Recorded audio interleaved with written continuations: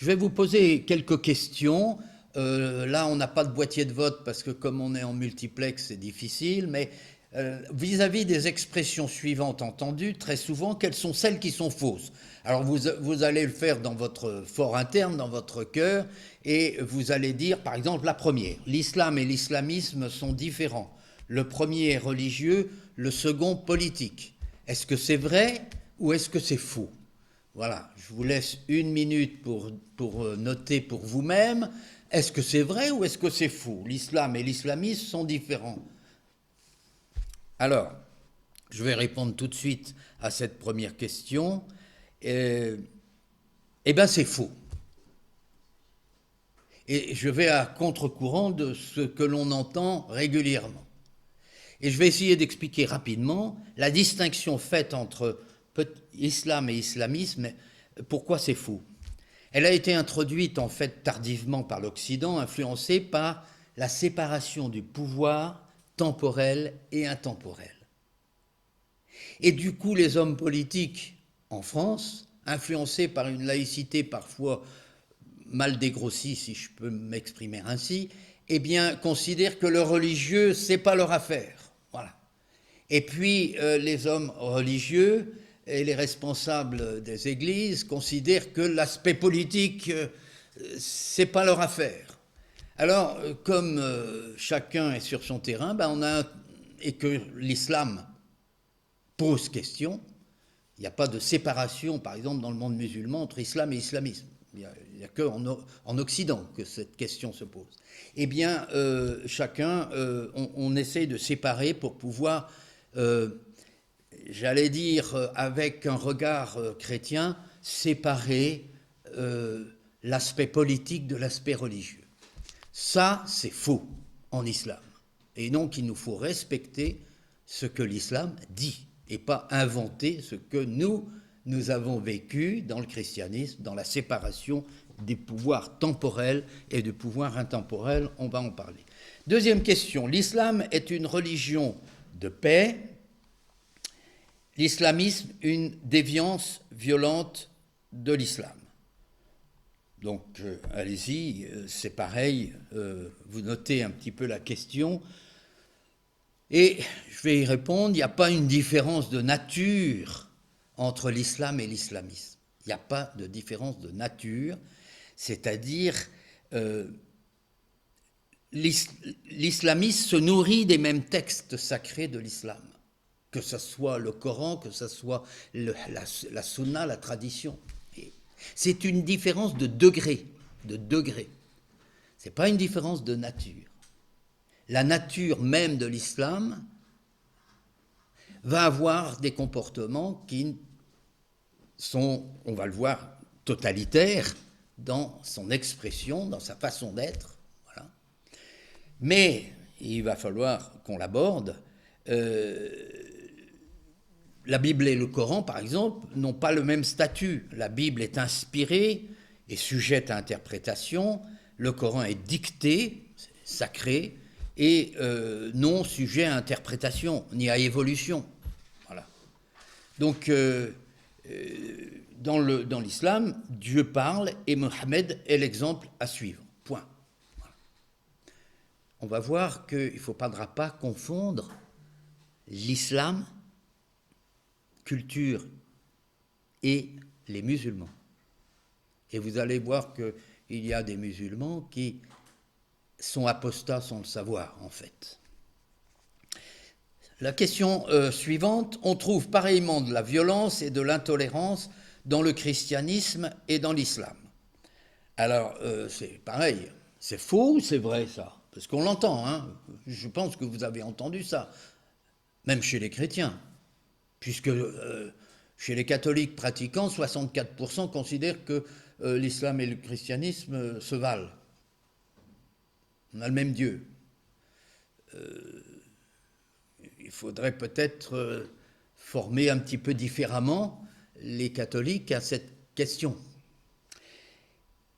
Alors, répondons à cette question. Le christianisme est intrinsèquement non violent et ouvert à l'autre, ce qui n'est pas le cas de l'islam. Ce qui n'est pas le cas de l'islam.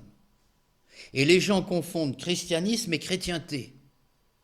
Ils confondent l'intemporel, c'est-à-dire la doctrine du christianisme, et l'intemporel et le temporel, c'est-à-dire comment ça s'incarne dans l'histoire, comment ça s'incarne dans la société.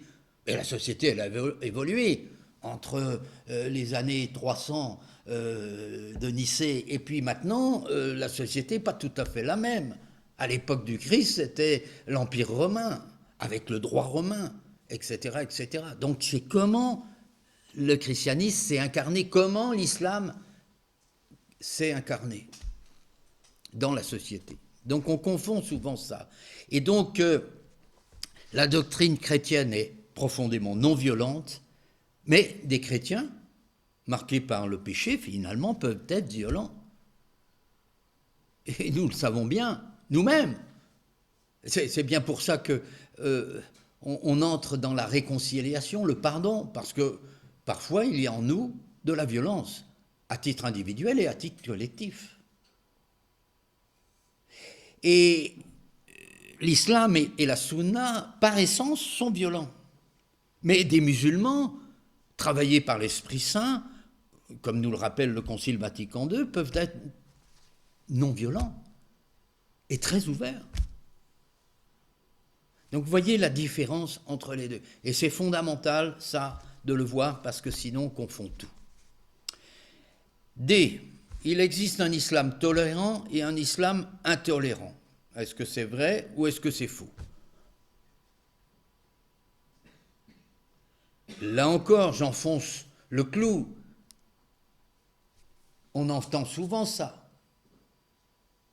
Mais il y a des islams. Non, il y a l'islam. Et donc, l'islam est intrinsèquement totalitaire, mais des musulmans peuvent être bienveillants. Ils vont prendre un peu de distance vis-à-vis de leur religion. Ils sont souvent, comme je vous le disais tout à l'heure, des apostats sans le savoir. Il m'est arrivé de dire à des musulmans, mais là, tu n'es pas fidèle à l'islam. Comment ça? Bah oui, tu prends de la distance, là, vis-à-vis de ce que dit la charia. La charia, mais il l'a pas lu. Je me suis plongé dans la charia en préparant cet exposé. Vous voyez, c'est 400 revendications, articles. Ça, il faut le lire. Hein.